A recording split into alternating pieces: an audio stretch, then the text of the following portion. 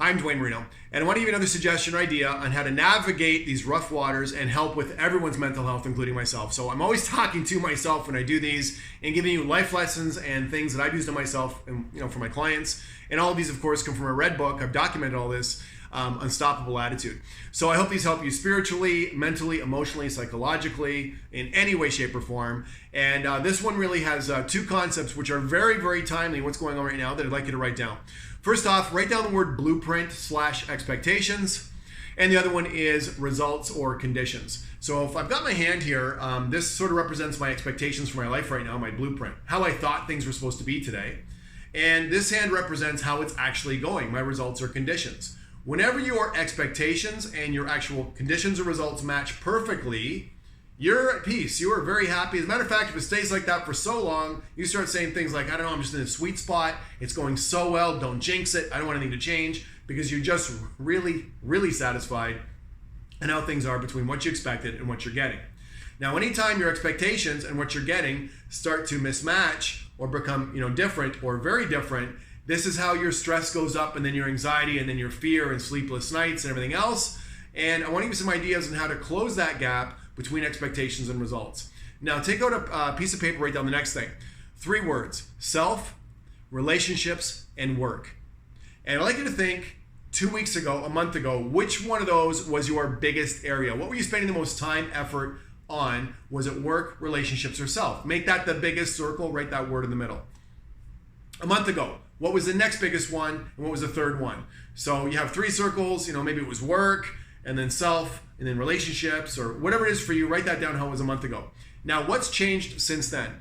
Has your ordering changed? Has the attention or focus you're being almost forced to give things changed? I'm going to bet it probably has adjusted for most of us. And, I love what I do. So I will tell you myself, very often it was work, it was sort of, relationships, and then it was self. I mean, that's how it kind of was for me. And I always took care of all 3 pretty well, but I'm absolutely addicted to what I do. I love it. It's an obsession. It's been like that for a long time. That is obviously not the case right now. And we might have other concerns happening for yourself or your finances or loved ones maybe, and how they're going to come through this. Society, I don't know, but I want you to write down the 3 circles and group it by size, and then the words, results and conditions. Now, here's what we have to do. Anytime your results are not matching your expectations, you probably need to make a change to both. So sit down and think about what could your expectations change in those general 3 areas for work, self, and relationships to help you right now get through this.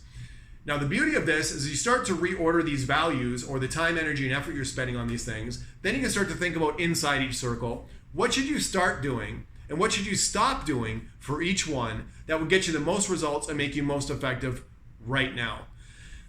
I do think a pen and paper for this stuff is effective, okay? Because it gives you a chance to really think about things. I have not watched this television in the bottom. In fact, it's not plugged in anything. I've not watched mainstream television in over 20 years, as far as just sitting there watching TV. I haven't.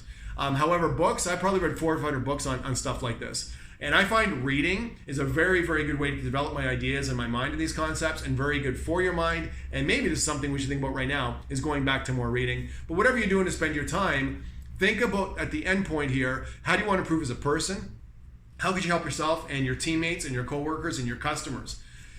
Listen, at some point, this is going to be, the go switch is going to turn back on. Society is going to start humming. Are you ready to hit the ground running? The better shape you keep yourself in right now, physically, mentally, emotionally, it's going to help you out financially so much it's not even going to be funny. There's probably going to be a little bit of a reordering in your own values, in your own expectations, and maybe in certain parts of society. So you got to go with the flow. You got to commit to being unstoppable, as it says in my blue bands, and really work on yourself harder right now than anything else. So I hope you found this tip valuable. I'm going to work on this one here today. I'm going to take out a pen and piece of paper later on and think about things and start to work on my expectations and my results, because I've had some sleepless evenings myself. If anybody says they're sailing through this, no problem, no stress, and everybody's got different things on their mind, for me, it's not actually my business. It's more societal stuff. But we all have stuff we want to work on, and I want you to think about how to make yourself and others better, smarter, stronger, and faster through all of this. I'm Dwayne. God bless. We'll see you on the next ones.